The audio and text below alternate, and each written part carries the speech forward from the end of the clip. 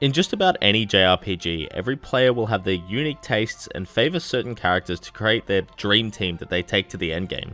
It's always fun to see how my endgame teams compare to my friends and share our reasons for picking these characters over others. At the end of Final Fantasy VIII, Ultimecia doesn't care about any of this, and will randomly select 3 of your 6 characters to make your final party. Without knowing this beforehand, there's a good chance that you didn't have all 6 characters equally prepared for the final boss, and you ended up with a character or 2 coming in completely unequipped and dealing next to no damage. If a character dies in this final battle, they have a short window where you have the opportunity to revive them before they're absorbed into time and replaced by the next lowest level character available. This dungeon has one of my favourite catches in the series though, where bosses are hidden around the castle with each fight being unique and challenging. Once you beat the boss, you unlock functions such as limits, magic, items, and so on. This poses a particular issue for speedrunners though, who don't necessarily have the time or resources to have 6 characters ready. Even if you could, it'd be much slower, since Irvine pretty much carries the tail end of this speedrun. Most Final Fantasy speedruns will end with a primary damage dealer. Final Fantasy VII has Tifa, Final Fantasy X has Yuna and her Aeons, and Final Fantasy VIII has Irvine and his shot limit. Seriously, this limit is insanely good. Again, it carries the run. It's absolutely vital that Irvine is selected at the beginning of this fight. Since characters spawn in from lowest to highest levels, Irvine would be the last to come in since he joins your party at level 14, way higher than anyone else. But if the time loss from waiting for Irvine to show up didn't kill your pace, you'll probably just game over before he spawns in anyway. Typically, speedrunners would fight 2 bosses in this castle, to unlock items and limits.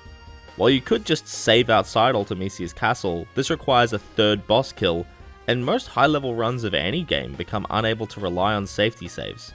For the most part, if you die in a fight, you've lost so much time that you can no longer get that high level personal best or world record.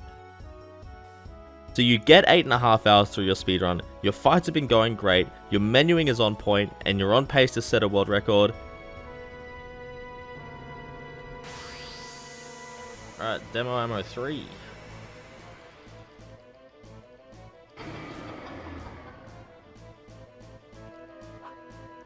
What the fuck?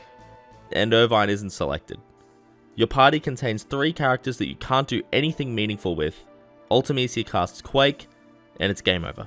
Like all pieces of RNG though, this party selection needs to be determined by something, and if anyone can figure out what that thing is, it's speedrunners.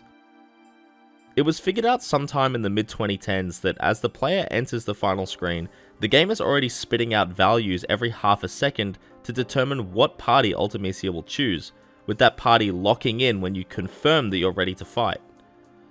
The starting values here are different every time though.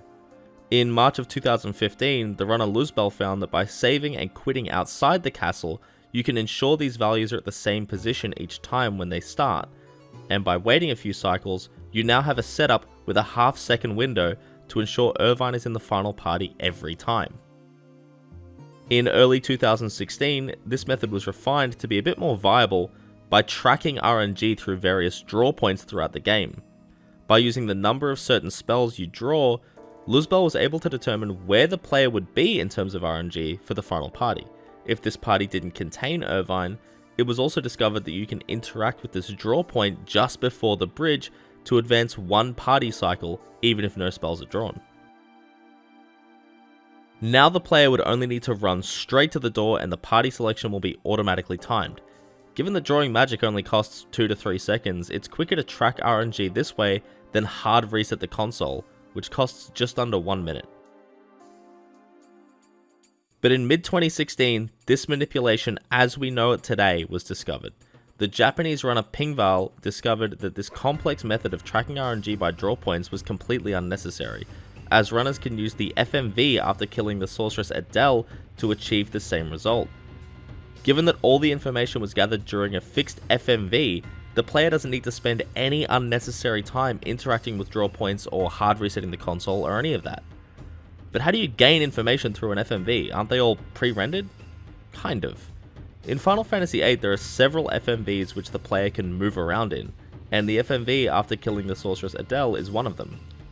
The party begins falling through the sky in this trippy time compression sequence, and by holding down certain buttons and directions, you can make Squall lean in various directions and play around and spin around and whatnot. But if you press nothing, he moves around in random directions. Random directions that read from the same RNG values that the game will use to determine your final boss party. This was the link that speedrunners were missing. By noting the first 12 directions that Squall randomly moves in, speedrunners can figure out where their final party RNG is and ensure that they get Irvine every time. After 12 random movements, the runner needs to hold down a button or direction to sort of lock in that RNG. I like holding triangle because it makes Squall spin around. Any corrections necessary will be made with that draw point that we mentioned before. And finally, no more speedruns will be lost to the fact that Irvine is late to the party. Unless the runner actually makes a mistake at least. By late 2021, it became commonplace for all high-level speedruns to feature this manipulation, and at the top level it's absolutely necessary. Awesome Waves was one of the first players to implement this regularly on the PC version as well. Okay, please be the right party. Come on, please be the right party. Please be the right party.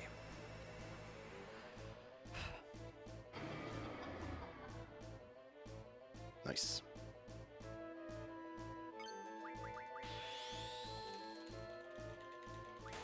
There have been alternate versions of this manipulation out there, such as the one Masa used to use in his HD console runs, where instead of interacting with the draw point, he would hard reset outside the castle and actually move his party to the side of the bridge.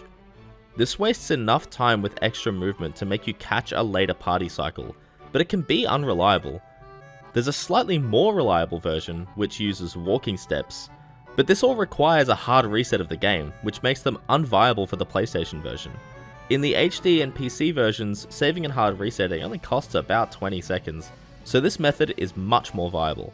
But with how optimized these versions are getting, they're becoming less useful at the top level day by day. This is just one of the many really interesting puzzles that speedrunners have had to solve throughout this game's life. And if you want to hear more about this game, please let me know. It's my favorite speedrun game, so I'm always really excited to talk about it. I want to give a special thanks on this one to Awesome Waves and Windows. They created a document noting the entire history of Final Fantasy VIII speedrunning, including discoveries, world records, everything. Thanks to them, videos like this are going to be significantly easier to create. Thank you as well, of course, to Patreon supporters. $2 a month, you get to vote on a monthly speedrun challenge. The last one that I did was actually for Final Fantasy VIII. I did a speedrun of the Brady Games mini walkthrough, which was really fun. I really enjoyed that stream. And finally, of course, thank you as well for watching, and see you next time.